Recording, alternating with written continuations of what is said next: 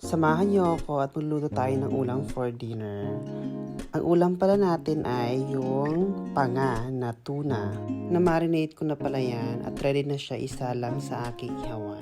Habang iniihaw ang ating tuna na panga, iiwan muna natin siya dyan kasi mag-prepare tayo ng pangalawang ulam, which is yung salmon belly.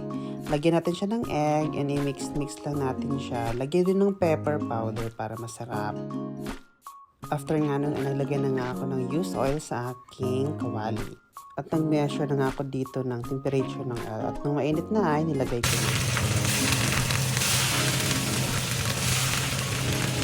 Dapat tansyado natin yung lakas ng apoy kasi madali ito masunog. At maya-maya nga ay dapat i-check natin siya.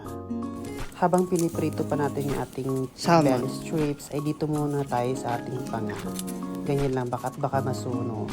Dito nga, i-check ko yung mga niluto ko. Punta ako sa kabila and sa kabila naman. Kasi, what if masunog naman, diba?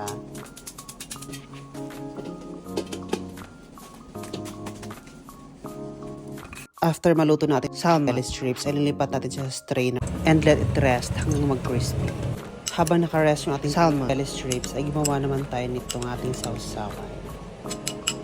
At ready na nga ito ating salmon belly strips i-transfer kasi nakapagpahinga na siya.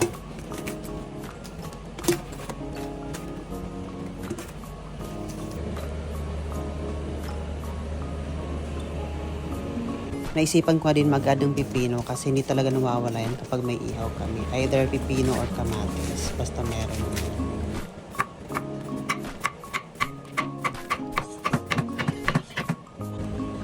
Wag na. Wag na.